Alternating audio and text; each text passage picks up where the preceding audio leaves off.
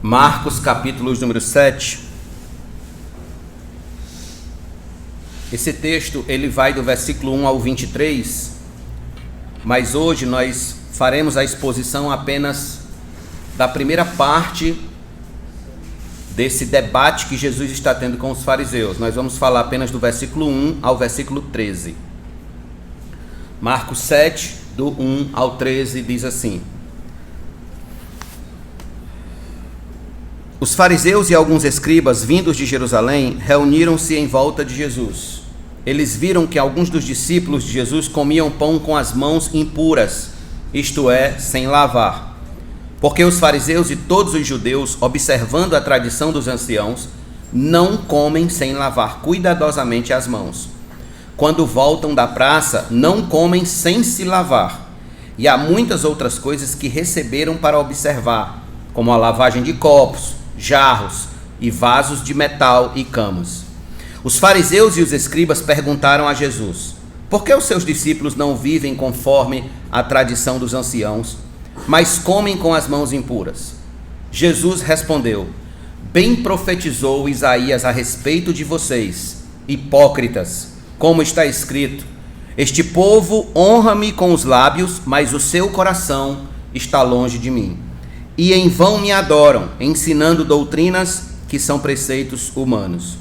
Rejeitando o mandamento de Deus, vocês guardam a tradição humana. E disse-lhes ainda: vocês sempre encontram a maneira de rejeitar o mandamento de Deus para guardarem a própria tradição. Pois Moisés disse: honre o seu pai e a sua mãe, e quem maldisser o seu pai ou a sua mãe, seja punido de morte.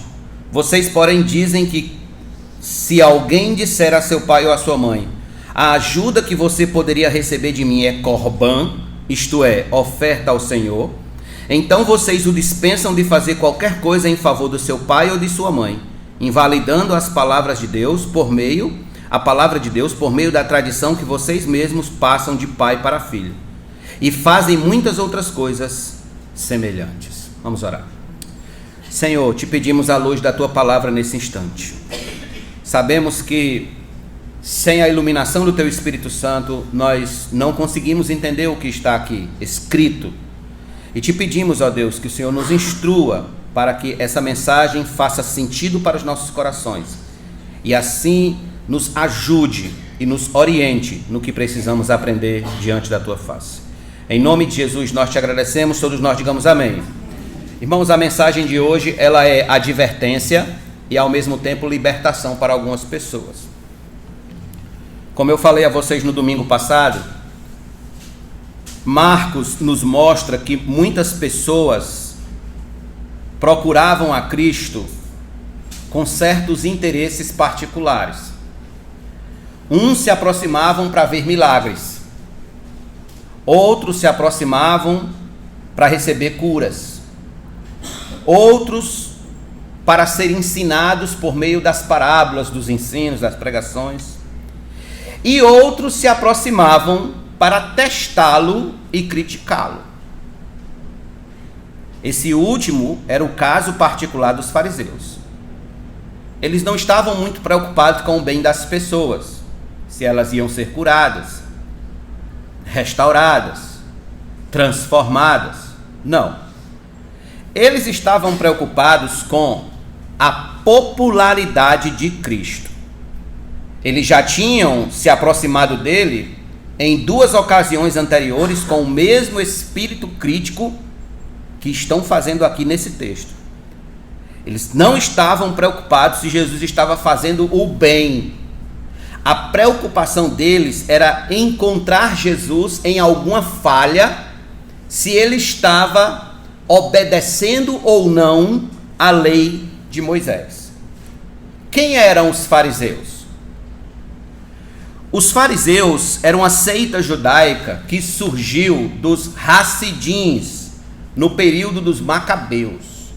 Foi um período entre Malaquias e Mateus de 400 anos. Eles surgiram ali entre esses 400 anos. E eles se preocupavam com a rígida aplicação da lei através do que eles chamavam de tradição oral. ou tradição dos anciãos. Esse grupo formulou um código de conduta e calculou que a lei tinha 248 mandamentos e 365 proibições, formando com isso 613 ordenanças a serem observadas. Portanto, quem quisesse obter a salvação deveria cumprir rigidamente todas as 613 ordenanças. Além disso, não podiam se misturar com gentios, publicanos, samaritanos e pecadores. Os fariseus eram tidos como os grandes exemplos, os grandes paradigmas da virtude religiosa em Israel. Eles eram os patrulheiros do politicamente correto. Eles ficavam o tempo todo como que águias, procurando ver onde tinha algo errado para eles corrigirem. O problema é que toda essa rigidez os tornou em gente sem misericórdia, gente sem compaixão, gente sem coração, gente confiante na sua própria justiça, gente em si mesmada, cheios de si, confiante em suas próprias obras. Os fariseus, eles começaram bem, iniciaram buscando a pureza da observância da lei, mas terminaram mal. Por quê? Porque começaram a acrescentar coisas que a própria lei não prescrevia. Começaram a encher o balaio de coisas que a própria lei não dizia que tinha que ser assim. Como disse o Dr. Martin Lloyd Jones, este é o grande problema das instituições humanas, é que elas nunca terminam como começam.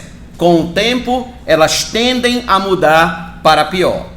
Fato é que o farisaísmo, ele começou bem, ele começou certo, procurando estabelecer a verdadeira religião, o modo certo do homem se religar a Deus. Mas eles terminaram mal, terminaram errados e enganando a muitos que lhes seguiam. Ainda que o filósofo Soren Kierkegaard tenha dito que o mundo quer ser enganado, é certo que não é bom viver enganado. Não é legal viver enganado, principalmente quando se trata de vida espiritual. De modo, meus irmãos, que quando a gente lê um texto como esse, a gente percebe que a falsa religião, ela é perigosa. A falsa religião, ela é danosa à alma humana. Porque mesmo usando a Bíblia, a falsa religião, ao invés de ela nos aproximar de Deus, ela nos afasta de Deus ainda mais. Portanto, nós devemos nos livrar da falsa religião. Marcos nos ensina nesse episódio que a falsa religião, ela vem aos homens por meio de alguns disfarces perigosos. Quais são esses disfarces? Em primeiro lugar, o primeiro disfarce é a preocupação com a pureza externa e não com a pureza interna do coração do homem. A preocupação número 1, o primeiro disfarce, é essa preocupação com a pureza externa, apenas externa. Então volte comigo a Marcos e veja os versos de número 1 a 6. Os fariseus e alguns escribas vindo de Jerusalém reuniram-se em volta de Jesus. Eles viram que alguns dos discípulos de Jesus comiam pão com as mãos impuras, isto é, sem lavar, porque os fariseus e todos os judeus, observando a tradição dos anciãos, não comem sem lavar cuidadosamente as mãos. Quando voltam da praça, não comem sem se lavar. E há muitas outras coisas que receberam para observar, como a lavagem de corpos, jarros, vasos de metal e camas.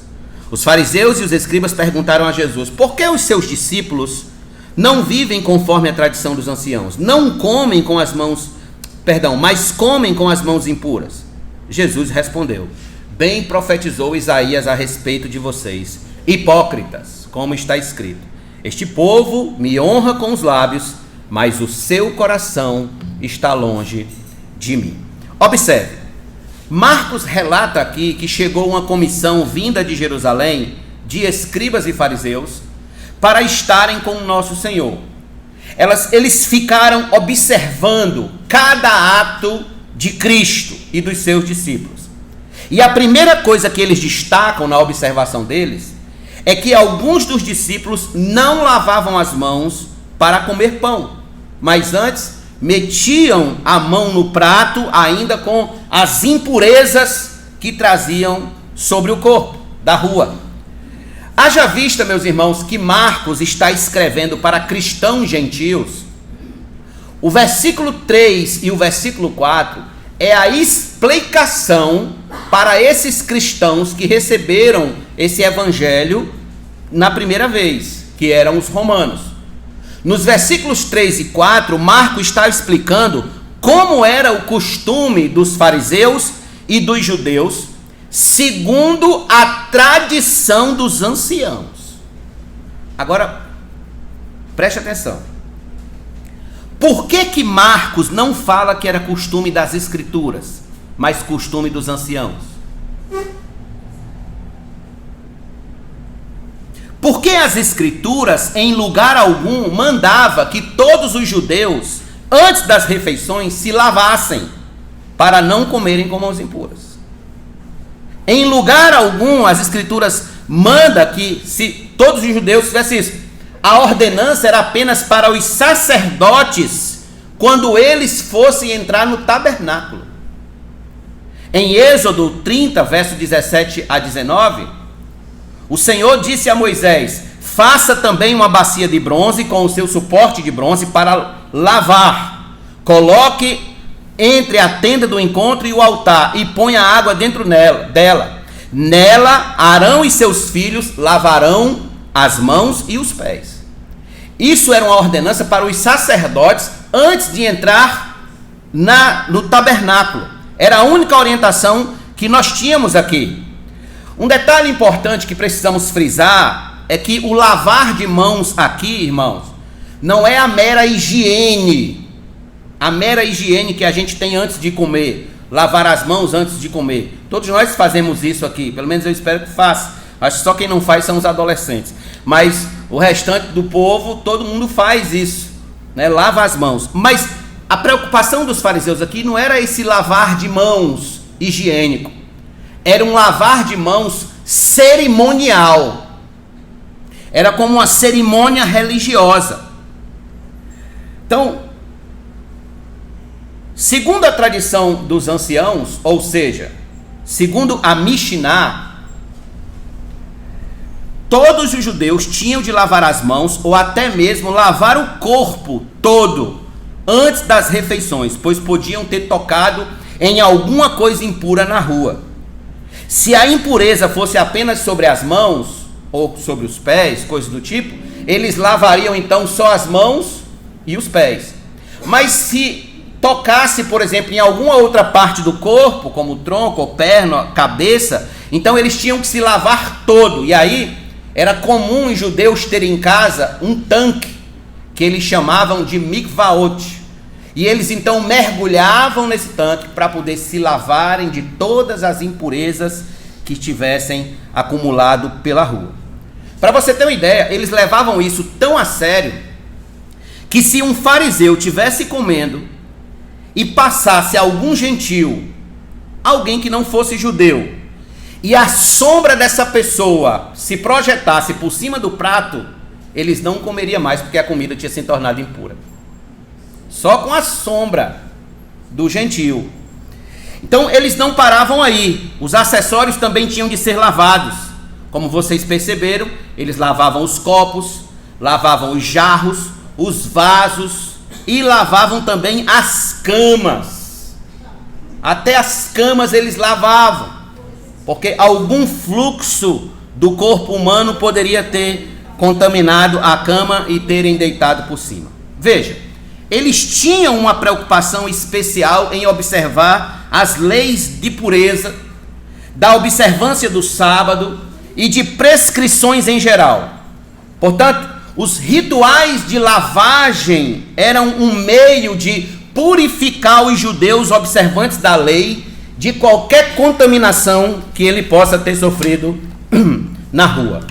Na verdade, irmãos, a grande preocupação deles era com externalidades. Era apenas uma questão de ego religioso. Eles queriam se mostrar mais espirituais do que os outros, mais puros do que os outros, mais piedosos do que os demais homens.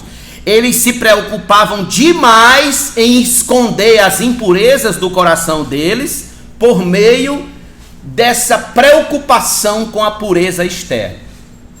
Nosso Senhor não economiza palavras. Jesus não economizou palavras para denunciar a falsidade religiosa dos fariseus. Jesus prontamente revelou como estava o coração deles, que tudo aquilo não valia de nada diante de Deus. Por quê? Veja o versículo número 6. Bem profetizou Isaías a respeito de vocês, hipócritas, como está escrito: este povo me honra com os lábios, mas o seu coração está longe de mim. Em outras palavras, eles eram de um modo por fora, mas de outro completamente diferente no seu íntimo. Se preocupava em se mostrar puros, mas o coração deles não tinha nada a ver com Deus.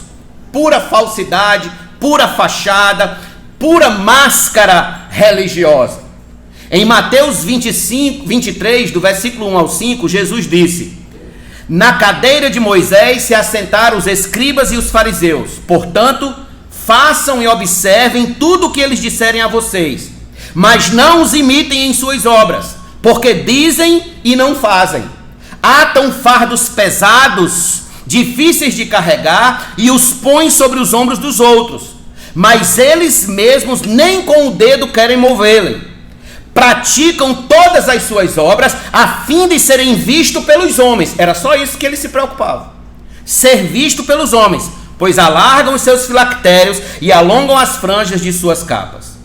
Antes disso, meus irmãos, lá no Sermão do Monte, no capítulo 6, Jesus disse que os seus discípulos tivessem cuidado quando fossem orar, jejuar e dar esmola, para não fazer como os hipócritas, que iam para as praças mostrar que estavam jejuando, que estavam orando, que estavam dando esmola às pessoas. Os fariseus, portanto, eram homens de mãos limpas, mas de corações sujos. Eram homens de roupas limpas, mas de almas cheias de sujeiras. Como um sepulcro, como um mausoléu, como uma catacumba bem pintada por fora, mas cheio de ossos podres dentro deles. Pois bem, a preço de hoje, essa hipocrisia, ela é muito comum nos políticos.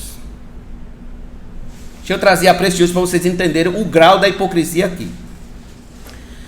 Vocês já perceberam que político, ele nunca apresenta número negativo, só apresenta número positivo do governo dele? Estou falando de A e de B não, certo? Estou dizendo que todo governo é assim, todo político é assim. Ele nunca apresenta número negativo. A gente tinha uma meta, mas a gente não bateu. Não, ele só apresenta número positivo, número positivo, número positivo. Ele nunca está fazendo nada de errado, nunca tem nada errado. E quando ele é acusado de corrupção, ele também vai se defender ali, vestindo a capa da vítima, né? A capa de que foi injustiçado, que está sendo injustiçado. Mas a gente sabe que aquilo ali é só fachada. É só é só a tela. Por trás a gente sabe que a coisa é podre. Então agora vamos trazer isso para o lado religioso. Quando alguém diz que serve a Deus, mas a sua preocupação é apenas em ser visto pelos homens, aí está um hipócrita. É alguém que domina todos os atalhos religiosos para aparecer como um homem santo, mas no seu íntimo está cheio de vanglória, está cheio de orgulho, de soberba, de sujeira, de pecado. Ali está um hipócrita. Há certas pessoas que por fora, elas seguem bem certinho o que a religião manda. Elas se vestem como a religião manda, elas falam como a religião ordena, elas andam como a religião diz que tem que ser, elas penteiam o cabelo do jeito que a religião diz que tem que pentear, porém por dentro são cheios de sujeira, coração sujo, coração cheio de maldades.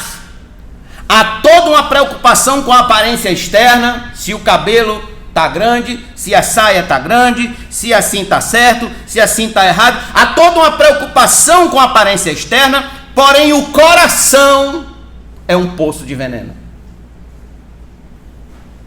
Honra o Senhor com os lábios, canta, prega, evangeliza, levanta as mãos, bate palma, falam da Bíblia, mas o coração de tais pessoas anda longe do Senhor. Tudo não passa de um teatro, de uma bela fachada, linda por fora, mas horrível, podre por dentro.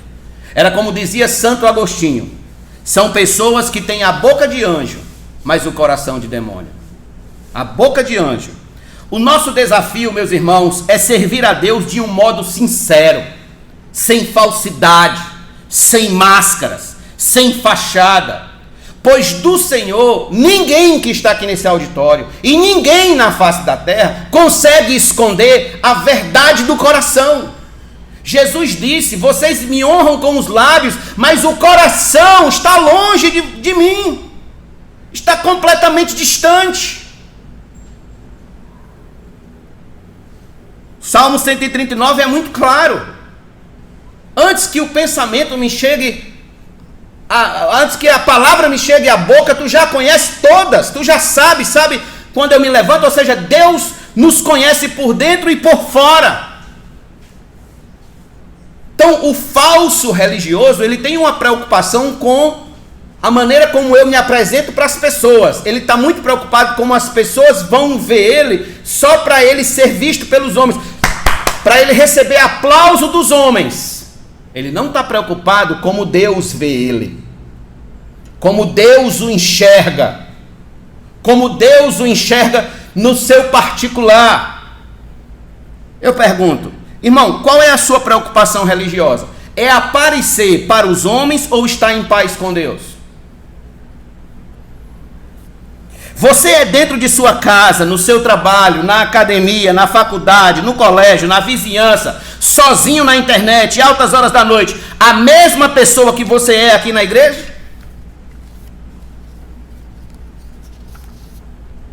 Este é o grande teste a que devemos ser submetidos.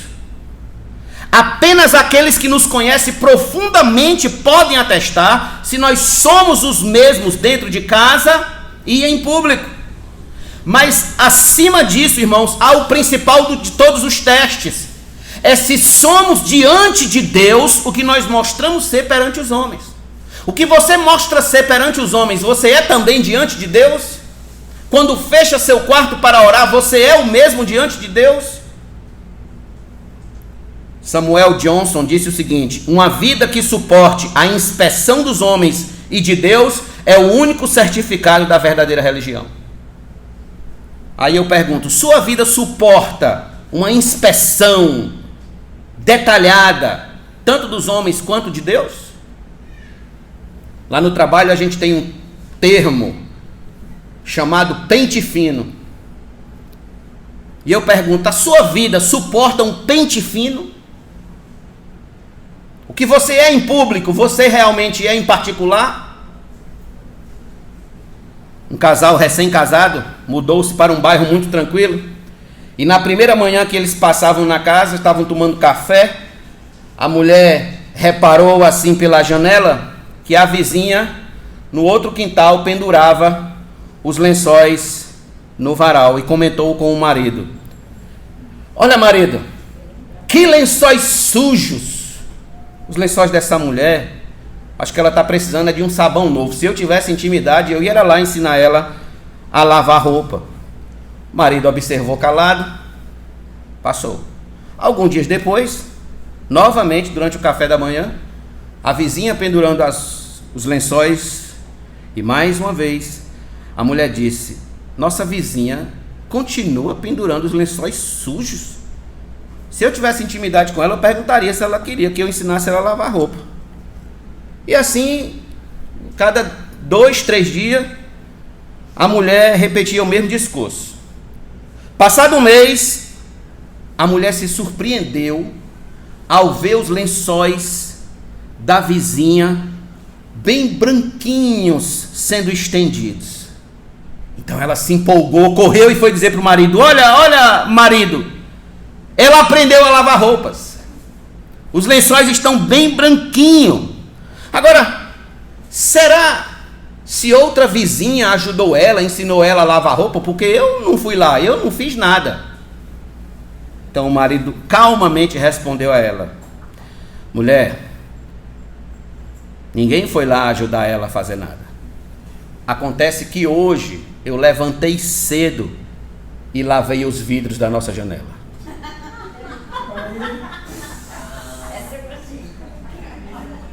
Aí o segredo.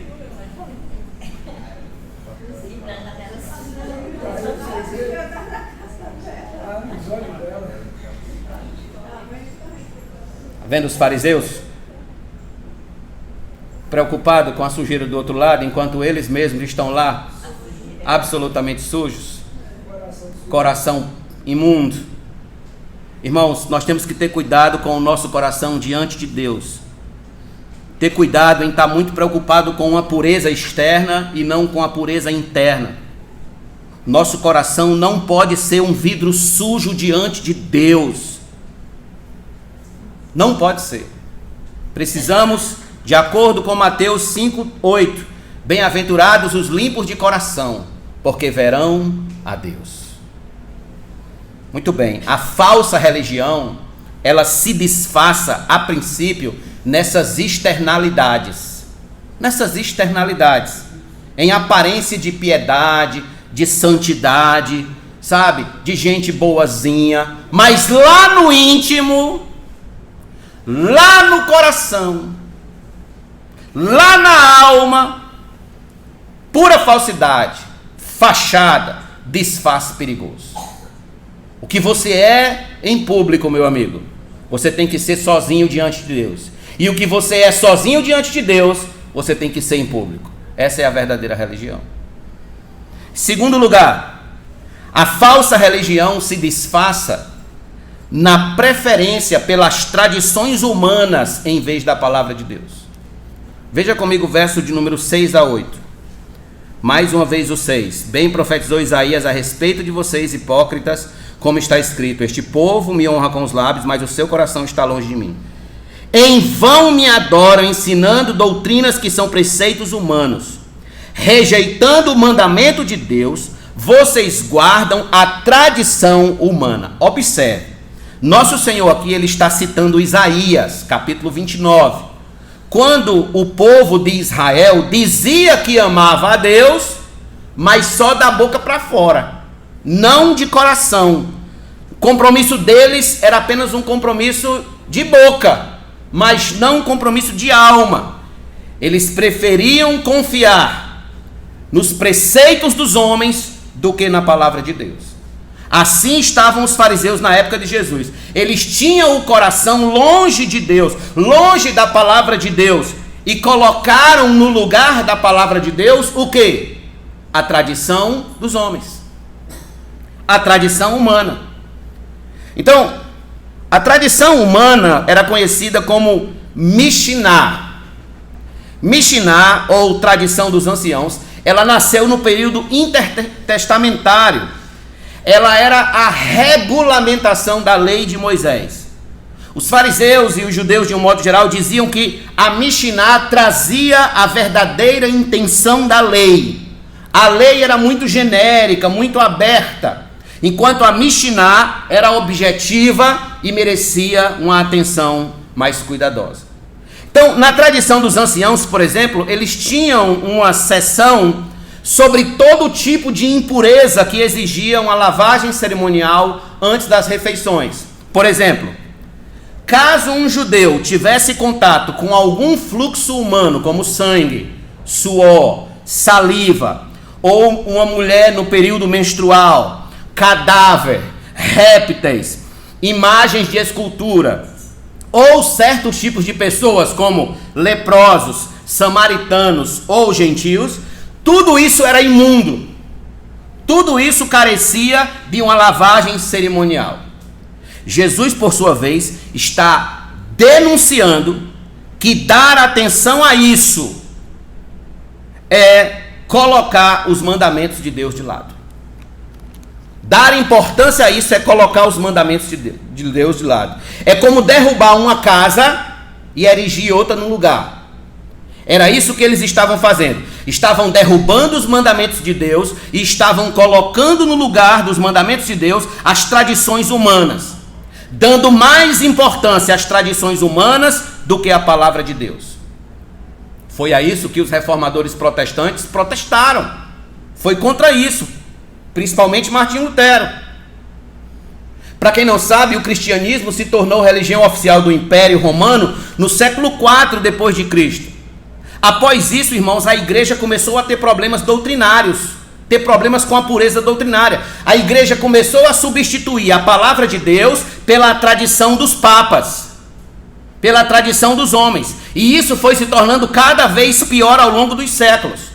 O resultado foi que na Idade Média já não havia mais palavra de Deus no catolicismo romano, só havia a tradição dos papas. Os papas então se tornaram a autoridade da igreja acima das escrituras. Aqui estão as escrituras e os papas estavam aqui, acima das escrituras.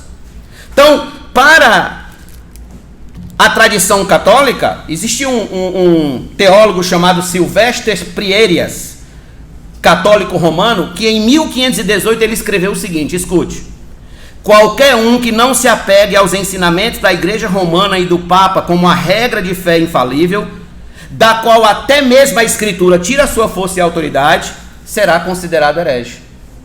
Será considerado herege.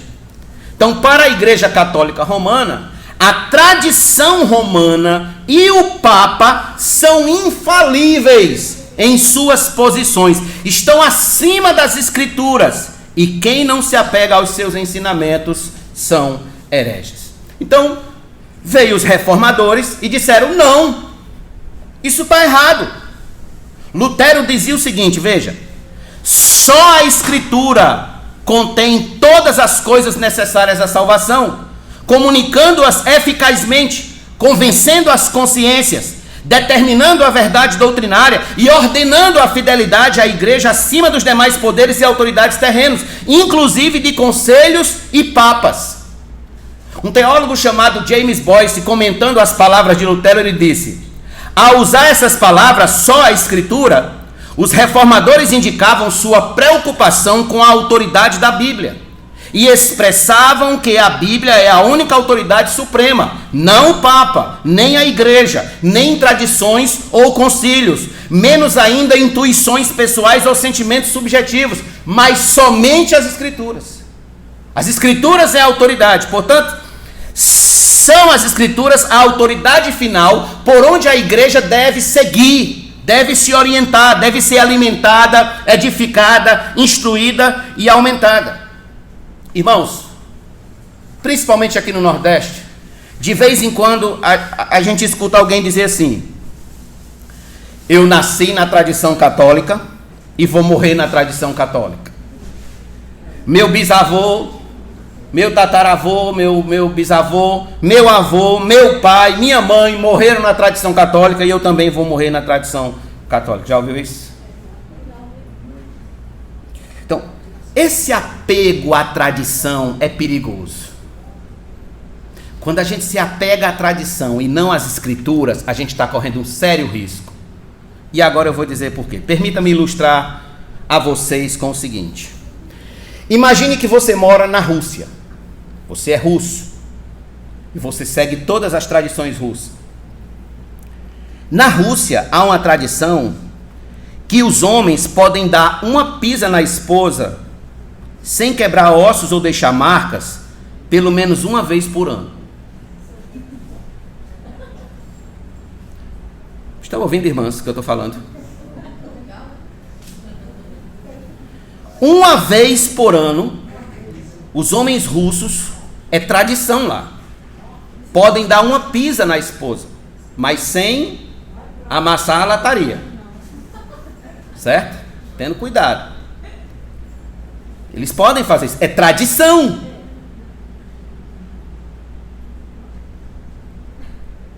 As escrituras já dizem que a mulher deve ser tratada com todo cuidado, como a parte mais frágil do lar, e não como um saco de boxe. Mas a tradição russa diz que você pode espancar a esposa. Pergunto, qual das duas propostas você, como um cristão nascido na Rússia, iria obedecer? A tradição russa ou a palavra de Deus? Estão vendo como é perigoso?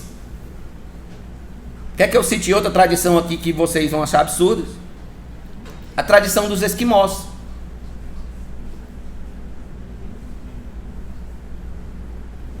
Quando um esquimó recebe uma visita, a primeira noite daquele visitante é com a esposa do esquimó.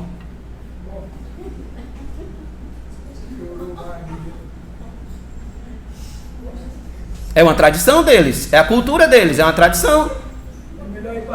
Mas a Bíblia vai dizer o quê? O que é que a Bíblia vai dizer? Não adulterarás.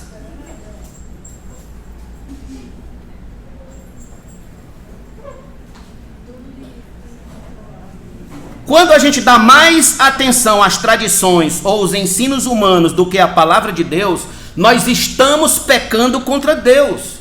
Estamos caindo no pecado de idolatria. Estamos rejeitando o próprio Deus que se revela nas Escrituras e colocando no lugar o que é meramente humano.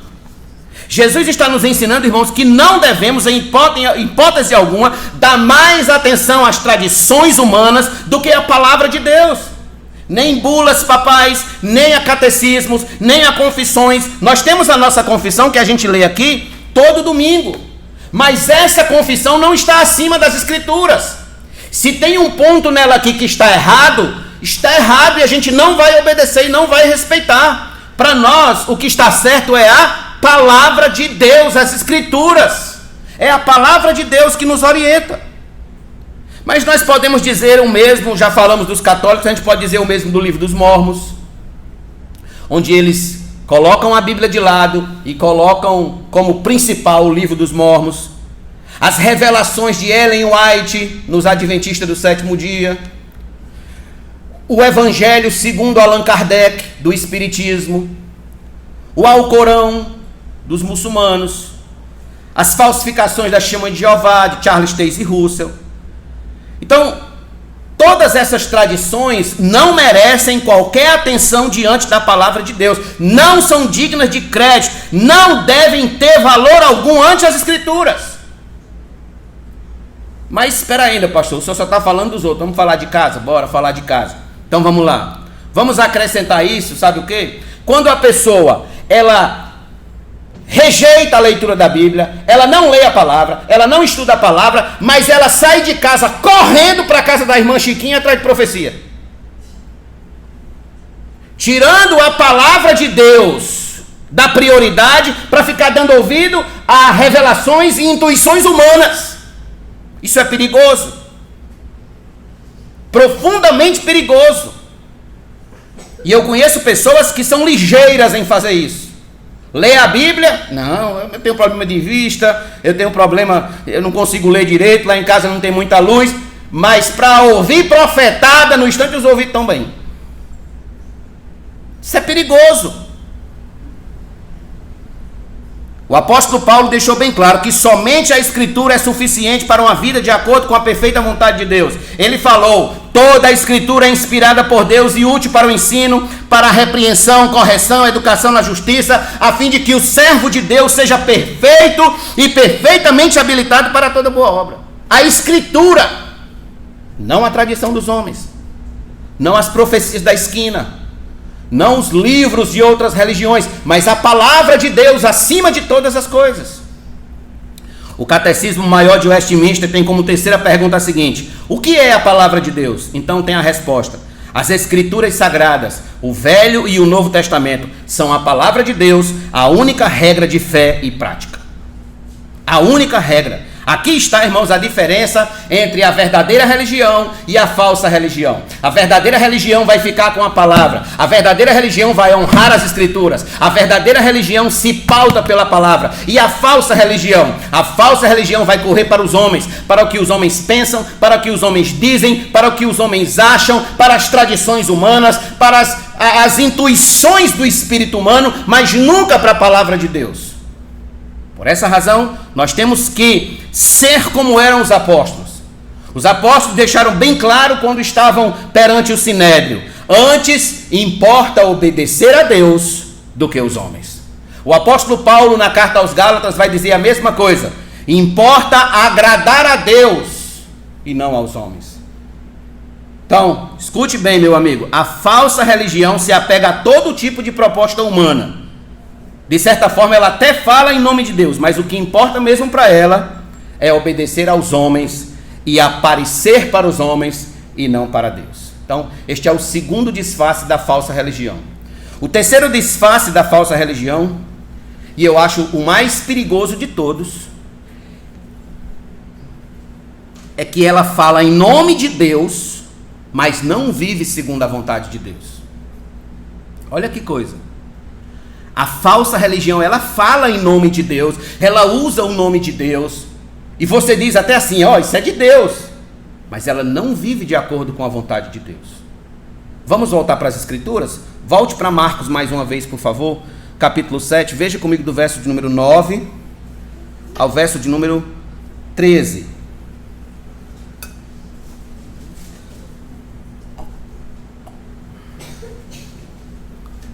E disse-lhes ainda: vocês sempre encontram uma maneira de rejeitar o mandamento de Deus para guardarem a própria tradição. Olha como eles eram maliciosos. Pois Moisés disse: honre o seu pai e a sua mãe, e quem maldisser o seu pai ou a sua mãe seja punido de morte.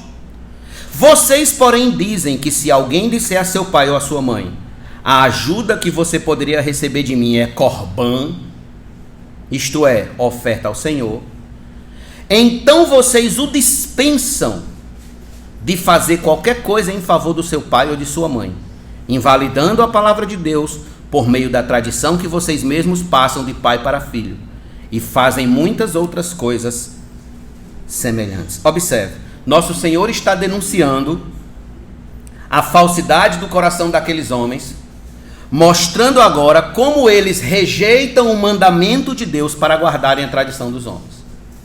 Ele pega apenas um dos 10 mandamentos e prova que eles usavam de malícia para sufocar a verdadeira palavra em nome de um ensino errado que eles recebiam dos rabinos. Qual é o 5º mandamento? Honra teu pai e a tua mãe. Mas os fariseus, eles malandramente desenvolveram um dispositivo jurídico e teológico para eles, na cabeça deles, chamado de corbã. Ou seja, era um tipo de oferta especial onde eu mesmo ofertava, mas eu mesmo era quem administrava a oferta. De acordo com Levítico 27, 28 e Números 14. Então funcionava mais ou menos assim, preste atenção. Se eu doasse a minha casa para a igreja, eu diria que aquela oferta era corbã, era oferta ao Senhor. Mas os sacerdotes só poderiam fazer alguma coisa com aquela casa depois que eu morresse. Enquanto eu estivesse vivo, a casa continuaria em meu poder, e eu poderia fazer o que eu quisesse com ela, exceto vender, mas o resto. Então, para não ajudar os próprios pais que precisavam daquela oferta, precisavam daquela ajuda, eles diziam que aquela ajuda era corbã, era uma oferta ao Senhor, quando na verdade nem ao Senhor eles queriam realmente ofertar. Eles só queriam que os pais não recebessem nada deles, só não queriam dar nada aos pais. Jesus disse que isso é invalidar a palavra de Deus em nome da tradição dos homens. E aqui é interessante, irmãos, os fariseus nunca descansavam nas malandragens deles, porque o Corban era o pai não dá para o filho. Perdão, o filho não dá para o pai. Mas existia outro dispositivo que eles criaram, que chamava Conan, que era quando o pai não queria deixar nada para o filho. Então, quando o pai não queria deixar nada para o filho, o pai dizia: ó, isso é Conan, isso é oferta ao Senhor, então eu vou morrer, tu não vai receber nada. No entanto, Moisés ensinou claramente que o dever do filho é honrar o pai e honrar a mãe, bem como que maldizer seus pais deviam ser punidos de morte. Eu não sei se vocês sabem, mas o primeiro a jogar a primeira pedra era o pai ou a mãe. Então eles furtivamente, maliciosamente usavam a ideia de ofertar a Deus para escapar do mandamento. Eles falavam em nome de Deus, mas não estavam fazendo a vontade de Deus. Porque a vontade de Deus é que os filhos cuidem dos pais, principalmente na velhice. Mas eles, com o coração cheio de avareza, usavam de esperteza em nome de Deus. É uma oferta ao Senhor. Eu não posso te ajudar, pai. Por quê? Porque esse dinheiro é uma oferta ao Senhor. Mãe, eu não posso te ajudar. Por quê, meu filho? Porque esse dinheiro já é uma oferta para o templo. Então eu não posso te ajudar. Vocês estão percebendo a malandragem, como eles eram maliciosos? Eles usavam o nome de Deus para não ajudar os pais. É exatamente esse pecado que a falsa religião leva os homens a cometerem. Falarem em nome de Deus, usarem o nome de Deus, mas não viver de acordo com a vontade de Deus. Irmãos, um desses dias eu vi uma dessas cantoras secular do mundo dizendo uma coisa que eu subi pelas paredes. Eu fico agoniado com essas coisas. Ela disse assim, veja bem, abre aspas: Deus me disse que a gente montasse um novo show, o Bar das Coleguinhas, que então tudo daria certo nas nossas vidas. E eu fiquei me perguntando, Deus me disse que eu montasse um show, o Bar das Coleguinhas, que tudo daria certo na nossa vida. Aí eu, peraí, ainda, é o mesmo Deus que eu estou servindo? Esse é o mesmo Deus que eu sirvo? É o mesmo Deus das Escrituras, da palavra? Que deu uma revelação para aquela mulher, para ela montar um show chamado de Bar das Coleguinhas? Será mesmo se foi Deus? Porque há uma banalização do nome de Deus na boca das pessoas. Gente mundana, vivendo debaixo de fornicação, adultério, vícios, prostituição, bebedeira, farra, tudo que não presta, postando trechos de pregações emocionantes que falam de Deus, que lhe dará vitória, que mudará a história da sua vida, mas que não traz e não requer nenhuma evidência de arrependimento de pecados. Este, irmãos, é o grande teste que você deve fazer se a sua religião é verdadeira ou falsa. É se ela está de acordo com a vontade de Deus revelada nas Escrituras, ou se ela não passa da fantasia da cabeça de alguém, da fantasia da cabeça humana. Em Colossenses 2,8, Paulo disse: tenha cuidado para que ninguém venha enredá-los com sua filosofia e vã sutileza, conforme a tradição dos homens, conforme os rudimentos do mundo e não segundo Cristo. Então, a falsa religião, ela vive de vãs sutilezas. O que é uma vã sutileza? É eu falar em nome de Deus, mas não viver de acordo com a vontade de Deus. Isso é uma vã sutileza. Então, mais um exemplo para vocês. Uma igreja estava fazendo a seguinte propaganda de um de seus cultos, de um de seus trabalhos. Dizia assim, ó: desde o dia 16 de julho, em todos os templos da igreja X, está acontecendo a campanha das 7 sextas-feiras da Rosa Consagrada. O objetivo deste propósito de fé é levar as pessoas a alcançarem a libertação espiritual e conquistar a vitória em todas as áreas da vida. Fecha aspas. Pergunto, qual a base bíblica para esse tipo de culto em nome de Deus? Campanha da Rosa Consagrada. Pergunto, onde é que isso está nas Escrituras? Na palavra? Será mesmo se foi para ser vitorioso em todas as áreas da vida que Deus nos chamou? Se Deus nos chamou para ser vitorioso em todas as áreas da vida, por que Paulo morreu decapitado? Por que Pedro morreu crucificado de cabeça para baixo? Tiago foi decapitado à espada?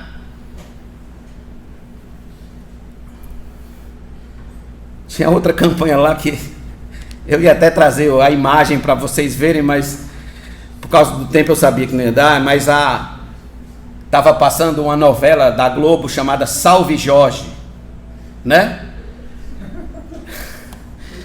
Essa igreja fez uma campanha com o título Queima o Jorge.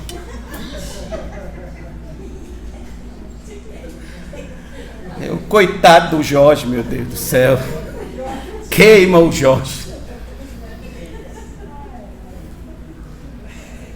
Meu amigo, tenha cuidado com o que você vê nas redes sociais, nos rádios, nas TVs. Nem tudo que fala de Deus é verdadeiramente de Deus. Satanás se transforma em anjo de luz. Jesus disse que, se possível, o diabo enganará os próprios eleitos, a fim de desviá-los da fé. E, infelizmente, muitos dão ouvidos a esse disfarce religioso e terminam em profunda frustração espiritual. Se os homens se preocupassem mais com a verdade e não meramente em se dar bem, eles ouviriam a Cristo e não dariam crédito a qualquer espírito que tem por aí. Não morreriam enganados, porque há um perigo de duração eterna. É que se eu sigo um engano, eu morrerei sem Deus. Muitos religiosos sofrerão essa decepção no fim de suas vidas. Foram zelosos e devotos em suas religiões, mas na eternidade descobrirão que viveram enganados por toda uma vida. E às vezes receberam esse engano vindo lá do tataravô, do bisavô, do avô, do pai, da mãe, e passou para os filhos também. Então Jesus ele faz uma advertência muito séria aos fariseus sobre essa questão da falsa religiosidade. Se você puder vir comigo, vem aqui em Mateus 23 e acompanhe comigo alguns versículos rapidamente. Mateus 23.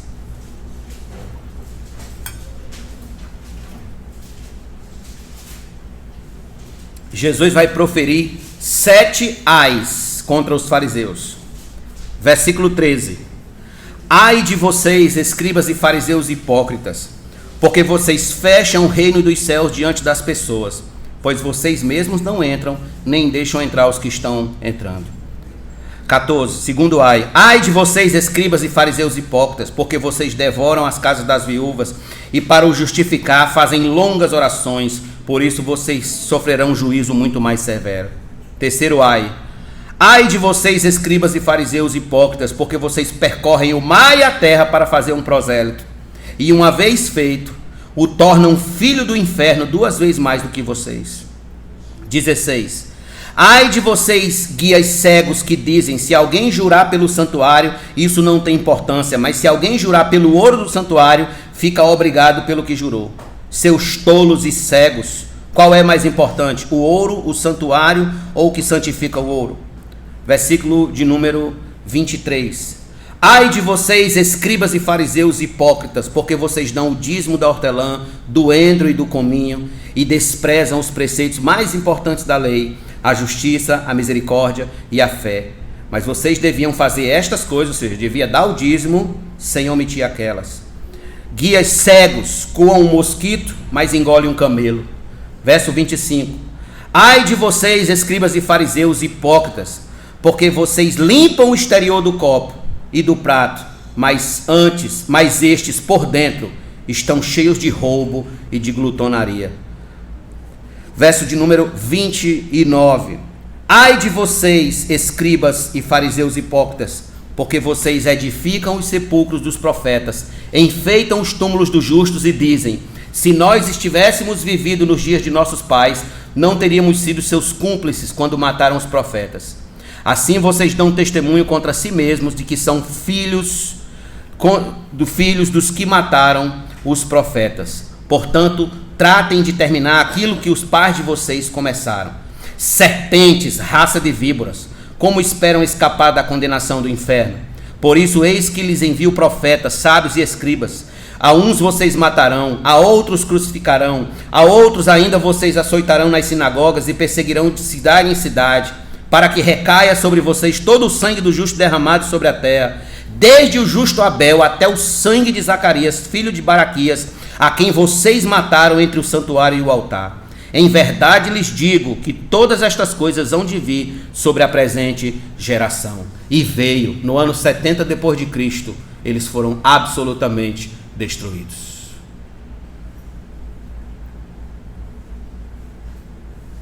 Qual foi o fim dos fariseus? Qual foi o fim daqueles que seguiram os fariseus? Qual será o fim daqueles que seguem a tradição dos homens, mas não seguem a palavra de Deus? Preste atenção. Estou encerrando já. O único jeito de não cairmos nessa armadilha é vivendo para Cristo. Não seguindo mera tradição humana, mas seguindo Cristo. Cristo. Nos arrependendo de nossos pecados, sendo batizado e participando da mesa do Senhor, da comunhão dos santos e vivendo com Deus até o fim de nossas vidas. Então permita-me concluir dizendo, irmãos, é fácil, é agradável seguir a tradição religiosa dos homens, dos pais, da sociedade. É fácil. É fácil dizer que vai morrer na tradição que herdou dos pais. É fácil. A princípio, mostra-se até de certo modo honroso, mas isso é falso e perigoso. Extremamente falso e perigoso. As consequências desse orgulho são pesadas demais, são eternas. Se tem algo que você pode fazer hoje, é jogar fora toda a tradição que lhe afasta de Deus, todo o preceito humano que lhe mantém preso aos homens deste mundo. Um dia os homens deste mundo vão passar. A pergunta é, e você, diante de Deus, a sua alma, é isso que importa? Naquele dia vai ser isso que vai importar. E a sua alma, o que você fez? Você entregou a tradição dos homens ou você entregou ela à palavra de Deus? Pense com você. Pergunto, para encerrar, quem você vai seguir a partir de hoje? De hoje em diante, a tradição dos homens ou o Evangelho de Cristo? Vamos ficar de pé e vamos orar.